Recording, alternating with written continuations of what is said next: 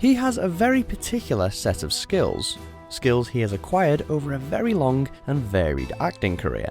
Welcome to Watch Mojo UK, and today we'll be counting down our picks for the top 10 Liam Neeson scenes. Before we begin, if you enjoyed this video, be sure to subscribe for more great content. For this list, we're revisiting some of Liam Neeson's finest movies and the scenes that helped establish the Northern Irishman as an actor for all occasions. Number 10, Priest Vallon vs Bill the Butcher, Gangs of New York. With the ancient laws of combat, I accept the challenge of the so-called natives. You plague our people at every turn, but from this day out, you shall plague us no more. We start with the exhilarating opening scenes from Martin Scorsese's gangster epic, with Neeson front and centre. Prepare to receive the true Lord! He plays Priest Vallon, the leader of the Irish Catholic immigrant gang, the Dead Rabbits, who face off against Daniel Day-Lewis's William Bill the Butcher Cutting and the natives in a violent and bloody encounter. Vallon fights valiantly, but is no match for Bill, with his death providing the catalyst for the rest of the film. Don't never look away. Number 9, The Funeral, Love Actually. Neeson showed another side to his talents in this festive favourite, playing Daniel, a man mourning the death of his wife and trying to raise his stepson. When she first mentioned what's about to happen, I said, over my dead body. And she said, no, Daniel, over mine.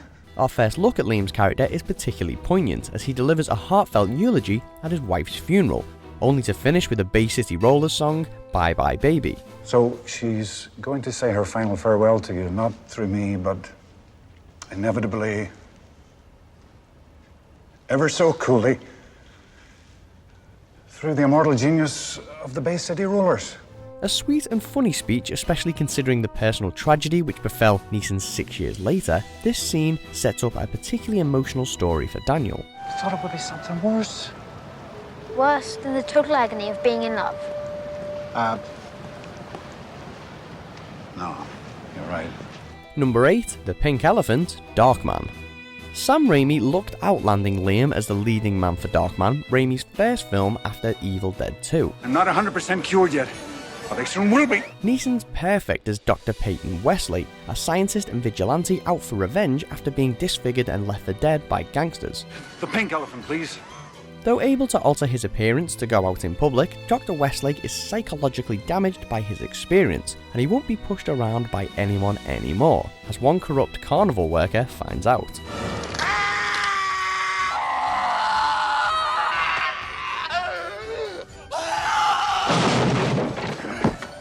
Number 7, Who Will Take My Place? Michael Collins.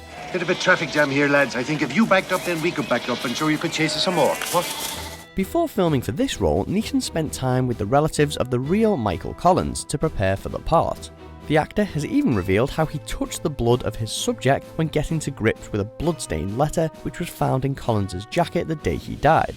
Liam's thorough research all paid off, with the Northern Irishman wowing in a politically charged role that required him to deliver several rousing speeches. We have a weapon more powerful than any in the whole arsenal of their British Empire. And that weapon is our refusal. This one, calling on his followers to rise against the authorities, has to be the highlight. I can't hear you! Who'll take my place? Will they shut you up? Number 6, Improvisational Comedy, Life's Too Short. Ricky Gervais and Stephen Merchant suffered a rare relative misfire with this short-lived sitcom starring actor Warwick Davis as a fictionalized version of himself. However, there are some notable highlights thanks to the celebrity cameos on offer. I said, Stephen, I make lists all the time. And he said, that's exactly what I'm looking for. What's funny? Neeson's is particularly hilarious, with the taken actor visiting Merchant and Gervais to showcase his next big venture, stand-up comedy. Knock, knock. Come in. Hello. Oh no, not you again. I've never been here before. He even treats them to a couple of jokes, if you can call them that. I've contracted AIDS. How did you get that? From an African prostitute. I'm riddled with it. Number 5, Qui-Gon's Death, Star Wars Episode 1, The Phantom Menace. The Star Wars prequel series wasn't always well received, but Liam's input can't be faulted. He's great as Qui-Gon Jinn, the Jedi Master who plucks a young Anakin Skywalker from obscurity and teaches him the ways of the Force. Always remember, your focus determines your reality. Stay close to me, and you'll be safe. Here, Neeson lines up alongside Ewan McGregor's Obi-Wan Kenobi in an epic three-way lightsaber battle against Darth Maul.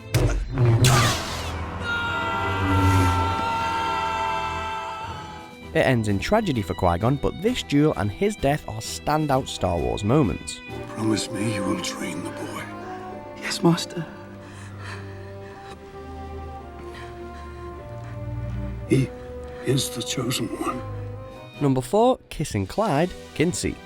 Neeson has been defying convention for much of his career, and 2004's Kinsey is prime example of his range. Oh, it's just a matter of putting yourself on their level. No, it's more than that. Because you really seem to care. A biopic focusing on sexologist Alfred Kinsey, the film sees Liam explore ideas around gender and sexuality in a way few other leading Hollywood men had attempted at the time. Zero being exclusively heterosexual and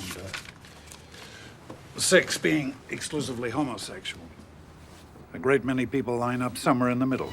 This exploration came to a head in one thought-provoking scene where Neeson's Kinsey shares an emotionally charged kiss with Peter Sarsgaard's Clyde Martin, Kinsey's real-life assistant. Number 3, The Duel, Rob Roy. Liam is well known for his high-octane action movies, but Rob Roy is often overlooked, and it really shouldn't be. If quarter is asked, No quarter will be asked. Or given. A great companion piece to Mel Gibson's Braveheart, which was released in the same year, the movie sees Neeson's Scottish Highlander Rob Roy McGregor on the run in 18th century England. When he's finally caught, Roy faces off against Tim Roth's Archibald Cunningham in a full-on fight to the death.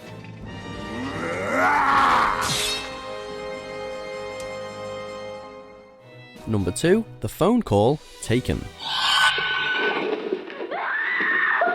To what's probably Liam Neeson's most famous movie moment. While Taken boasts plenty of pulsating action sequences, this speech is the definitive scene which fans forever draw upon. If you're looking for ransom, I can tell you I don't have money.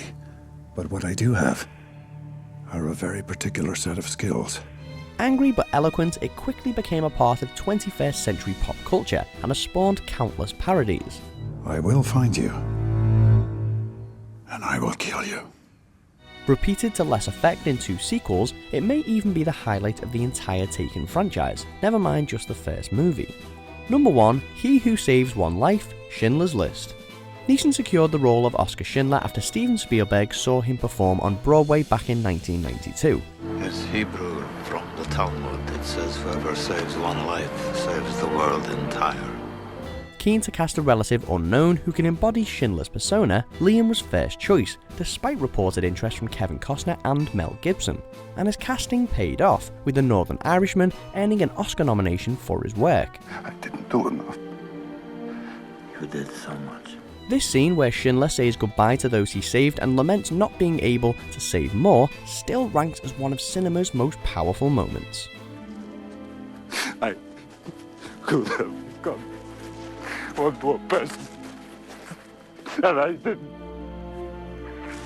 I didn't. Do you agree with our picks? Check out these other great clips from WatchMojo UK and subscribe for more great content.